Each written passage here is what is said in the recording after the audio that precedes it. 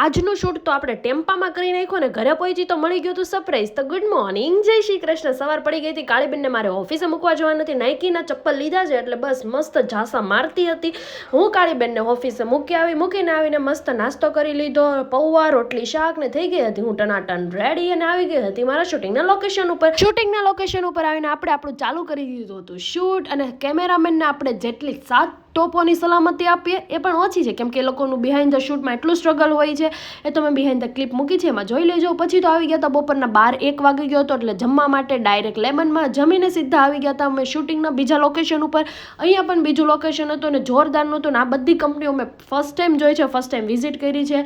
એટલે આવી રીતે અલગ અલગ જગ્યાએ શૂટિંગ માટે જઈએ એટલે જોવાની મજા જ આવે. શૂટિંગ કરતાં તો જાણવા પણ એટલું બધું મળ્યું અને શીખવા પણ એટલું બધું મને મળ્યું. મસ્તીનું અહીંયા શૂટિંગ કમ્પ્લીટ કર્યું અને ટેમ્પામાં પણ શૂટ કર્યું હતું. એ પણ બહુ જોરદારની ફની ક્લિપ છે.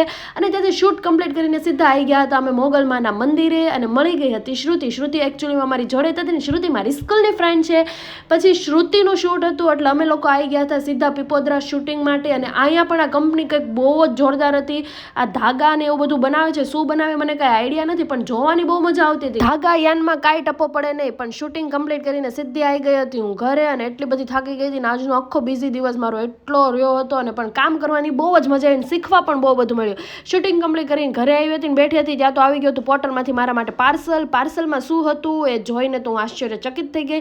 ખાલી બસ પોર્ટલમાંથી પાર્સલ આવ્યું હતું, મેસેજ આવ્યો હતો જેણે મને આ રેઝિન આર્ટની વોચ ગિફ્ટ કરી છે એણે, અને બહુ જ મસ્ત રેઝિન આર્ટની વોચ મને ગિફ્ટ કરી છે. અને મેં મસ્તીની ઘરમાં જે અમારી વોચ હતી ને એ કાઢીને મસ્ત ફટાફટ રેઝિન આર્ટની વોચ લગાવી દીધી. કેવી લાગે છે? બહુ જ જોરદાર લાગતી હતી. તો દિલથી થેન્ક યુ. અને તમારી રેઝિન આર્ટનો ઓર્ડર કરવો હોય તો આઈડી ટેગ કરી દઈશ, જરૂરથી વિઝિટ કરો.